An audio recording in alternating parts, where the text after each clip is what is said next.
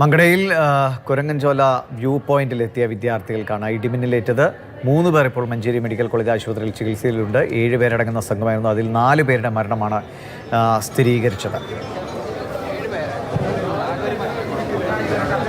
ഇടിമിന്നൽ പറ്റിയിട്ടുള്ള മരണമാണ്. ചിലരൊക്കെ ആ പാറിൻ്റെ മുകളിൽ നിന്ന് മറ്റ് വീണിട്ട് മേലെ സ്ക്രാച്ചും കാര്യങ്ങളൊക്കെ ഉണ്ട്. വളരെ പ്രയാസകരമായുള്ള സ്ഥിതിയാണ് അതിൻ്റെ ഉള്ളിലുള്ളത്. ഈ പരിക്ക് ഇവിടെ 3 പേര് ചികിത്സയിൽ തുടരുന്നുണ്ട്.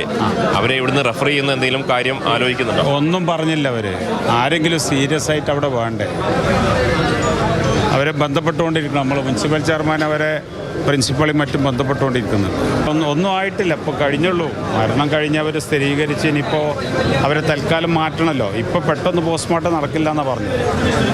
വൈകിട്ട് 2 കുട്ടികൾ വേറെ മരണപ്പെട്ടിരുന്നു. അപ്പോഴും ഇവിടെ പോസ്റ്റ്മോർട്ടം നടത്താൻ പോലീസ് സർജൻ മാത്രമേ ഉള്ളൂ. വേറെ ആരും ഇല്ലാത്തതുകൊണ്ട് നാളേക്കെന്ന് പറഞ്ഞ് വെച്ചതാണ്.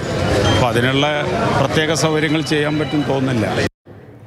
അരുൺ അമർനാഥ് ആശുപത്രിയിൽ നിന്നുണ്ട്. അരുൺ, ഞെട്ടിപ്പിക്കുന്ന വാർത്തയായിപ്പോയി. 18, 19, 20 വയസ്സുള്ള ചെറുപ്പക്കാരാണ് മരിച്ചത്. അതിൽ ഇവരൊക്കെ ബന്ധുക്കളും അടുത്ത കൂട്ടുകാരുമൊക്കെയാണ്. ഈ പരിക്കേറ്റവരുടെ അവസ്ഥയെക്കുറിച്ച് എന്താണ് ഇപ്പോൾ ആശുപത്രിയിൽ നിന്ന് കിട്ടുന്ന വിവരം? മറ്റെന്തൊക്കെ കാര്യങ്ങൾ അറിയാൻ കഴിയുന്നുണ്ട്? ദിവേശ്, അതിദാരുണമായ സംഭവം തന്നെയാണ് നമ്മുടെ മുന്നിലേക്ക് ഇന്ന് വൈകിട്ടോടുകൂടി മംഗളയിൽ നിന്ന് കേട്ടത്. വൈകിട്ട് 5:30 ഈ കുരങ്ങൻചോല എന്ന് പറയുന്ന ആ ഒരു വ്യൂ പോയിൻ്റാണ്. അവിടേക്ക് പോയ വിദ്യാർത്ഥികൾക്ക് മിന്നലേറ്റു എന്ന വാർത്ത വരുന്നത്. ഒരു മലയുടെ ഒരു പ്രദേശം കൂടിയാണ്. അവിടെ നിന്ന് അപ്പോൾ തന്നെ ഒരു രക്ഷാപ്രവർത്തനമൊക്കെ ഏറെ ബുദ്ധിമുട്ടുണ്ടായിരുന്നു. ആളുകൾ തിരിച്ചറിഞ്ഞിരുന്നില്ല. പിന്നീട് അറിഞ്ഞപ്പോൾ തന്നെ നാട്ടുകാരെത്തി സംയോജിതമായി ഇവരെ ആശുപത്രിയിലേക്ക് എത്തിക്കുകയായിരുന്നു. ആദ്യ ഘട്ടത്തിൽ 2 മരണം ആണ് സ്ഥിരീകരിക്കുന്നത്. പിന്നെ 4 മരണങ്ങൾ ഇപ്പോൾ സ്ഥിരീകരിച്ചിരിക്കുന്നു.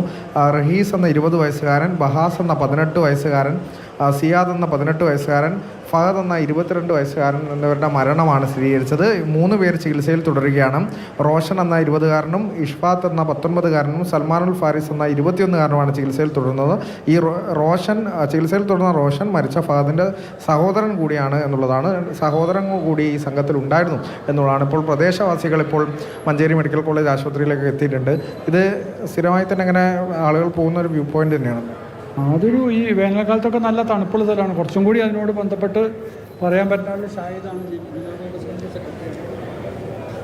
അത് ഈ ചൂട് കാലങ്ങളിലൊക്കെ എല്ലാവരും ഒന്ന് പോയി നിൽക്കുന്ന വ്യൂ ആണ്. നല്ല കാറ്റും ഇതൊക്കെ കിട്ടുന്ന സ്ഥലമാണ്.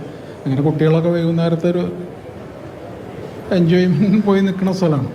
അപ്പം തന്നെ ഇത് അറിഞ്ഞപ്പോൾ തന്നെ രക്ഷാപ്രവർത്തനത്തിലേക്ക് അവിടെ എത്താനൊക്കെ പറ്റും. അത് കുറച്ച് സമയം വൈകി. ഒന്നാമെന്ന് വെച്ചാൽ കുറച്ച് കഴിഞ്ഞതിന് ശേഷമാണ് കാണുന്നത്. കണ്ടതിന് ശേഷം ആ ഭാഗത്ത് പറഞ്ഞാൽ വണ്ടി എപ്പോഴും വാഹനങ്ങൾ പോണ സ്ഥലമല്ലല്ലോ.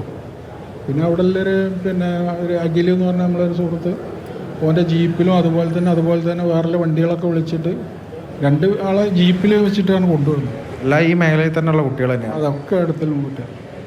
നാടിനെ സംബന്ധിച്ച് വലിയൊരു വേദനാകാട്ടിയ കാര്യമാണ്. എല്ലാം സ്ഥലമാണെന്ന് പറഞ്ഞത്. സാധാരണ അതൊരു സെറ്റിലേഴ്സ് ഏരിയയാണ്. അങ്ങനത്തെ ഒരു സ്ഥലമാണോ?